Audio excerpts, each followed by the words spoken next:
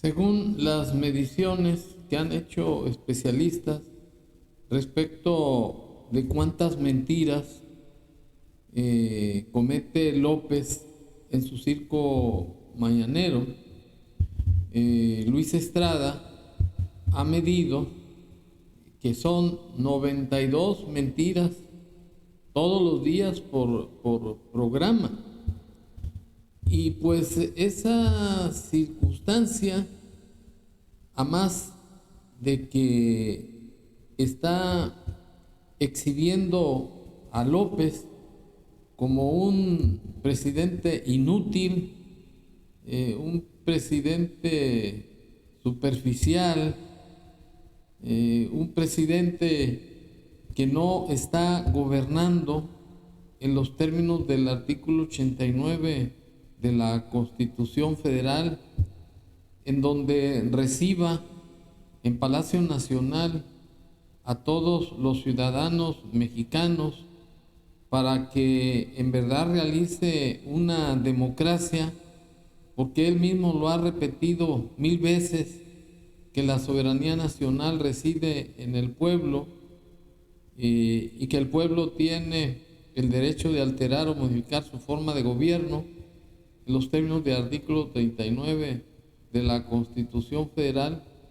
Este sujeto sigue desgobernando al país en su circo y lo aprovecha para ofender, para injuriar, para calumniar y para supuestamente exhibir a los corruptos de antes, llamados conservadores o neoliberales o clasistas.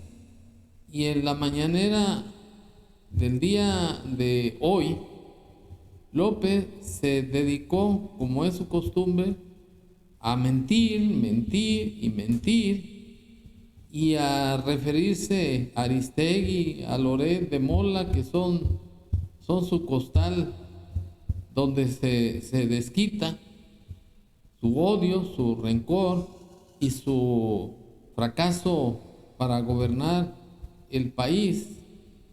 Se refiere nuevamente que los corruptos de antes, que agarraban dinero, que aplaudían, que era una corrupción rampante, y burlándose, refregándose la boca seca que tiene de tanto mentir y sin ningún efecto positivo para el pueblo de México, como lo acredito con estas declaraciones de López. Probable. Entonces, todo, porque lo que predominaba eran los negocios, los business, y ni siquiera los negocios lícitos con ganancias razonables, no, era influyentismo, vil y robo. Entonces, ahora ya es otra situación y vamos a seguir adelante. ¿Quiénes están enojados? Pues los de Oxxo, porque no pagaban, tenían subsidio. Por eso Reforma, que uno de los mecenas de Reforma es el señor Fernández, el dueño de Oxxo. Y ese es el papel, ¿no?, de la prensa conservadora. Que le vaya mal a la Comisión Federal de Electricidad, que le vaya mal a las empresas públicas. Porque para ellos lo fundamental es el dinero, es lo material, en esencia. Nosotros sostenemos que nada humano nos es ajeno, pero somos distintos. Y además nos sentimos muy orgullosos de cómo somos. Y ellos también, ellos también. Porque pues son convicciones. Y qué bien que no hay un pensamiento único, que cada quien piense como quiera. Nada más que antes, cuando dominaba este grupo oligárquico, que eran los dueños de México, además de todas sus fechorías, porque son muy corruptos, muy rateros, engañaban mucho. manipulaban, decían muchísimas mentiras y no había réplica.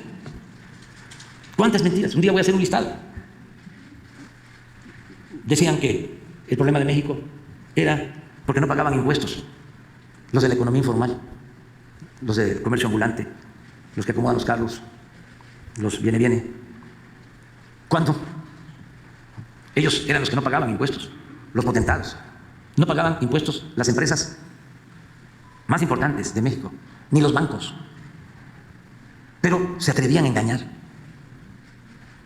Vamos a aceptar, como dicen los abogados, sin conceder, que se incrementara el padrón de contribuyentes, que entraran todos los vendedores ambulantes, los que se buscan la vida como pueden en la calle. ¿Cuánto se iba a obtener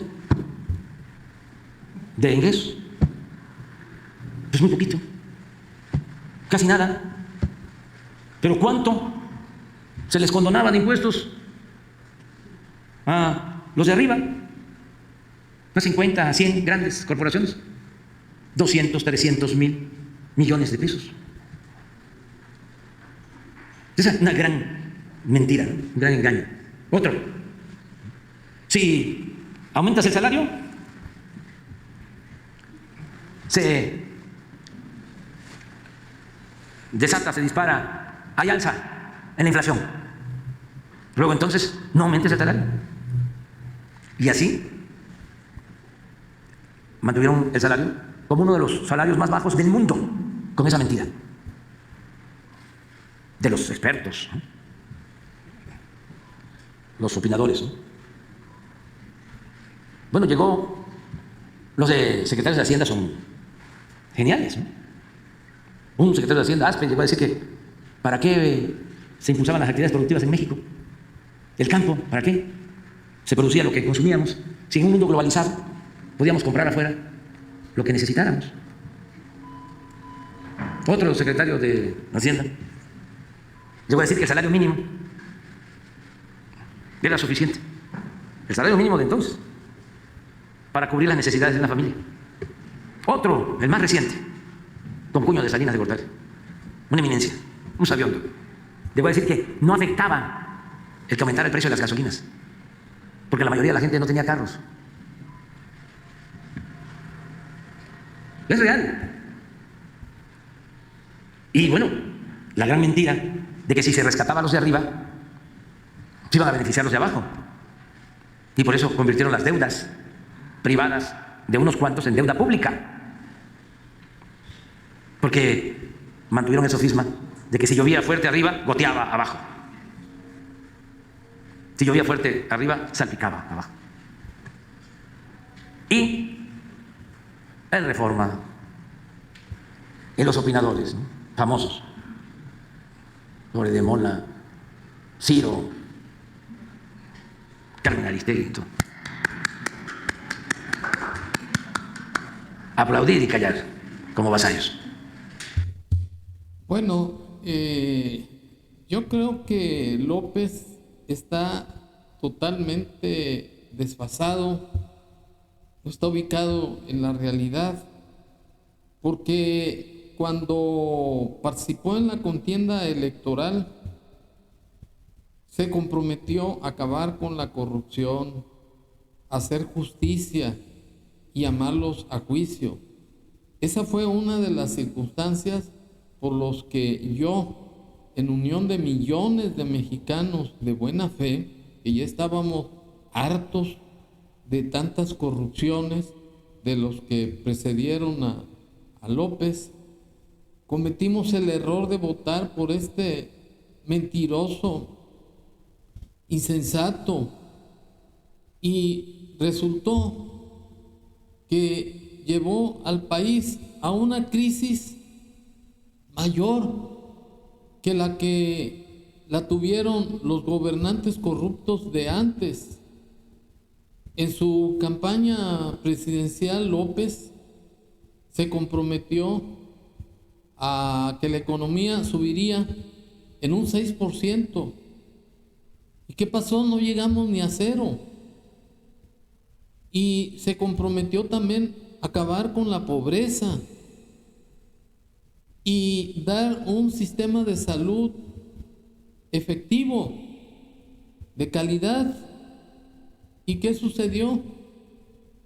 La mayoría de los mexicanos están subsistiendo con los apoyos que López da a los adultos mayores. Y en tratándose de la asistencia médica, López contrató 500 médicos cubanos, que por cierto no se sabe cuál es su actividad o dónde están o cuánto ganan, y que supuestamente se hacía por la deficiencia de médicos en el país, y todo ello violó la Constitución en su artículo 5, porque los trabajadores mexicanos son los que tienen preferencia en los empleos, salvo que no exista la capacitación en un puesto determinado, pues se utilizará el 10% de trabajadores extranjeros, pero solamente en esas circunstancias. Después, López creó una figura del bienestar, el INSABI, y recientemente la extinguió. Y ahora tuvo una idiota de que el Seguro Social absorbiera no solamente a los afiliados que pagan cuotas obrero-patronales, sino también a todo ciudadano, aunque no fuera afiliado. Entonces, en lugar de incrementar la calidad de los servicios del seguro, está creando todavía más ineficiencia. Pues si como está el seguro actualmente, y pregúntenle a los derechohabientes, duran horas para entrar a una cita, para pedir o entregar medicina, que por cierto la mayoría no las hay. Para una consulta son meses por medio, y las colas son interminables.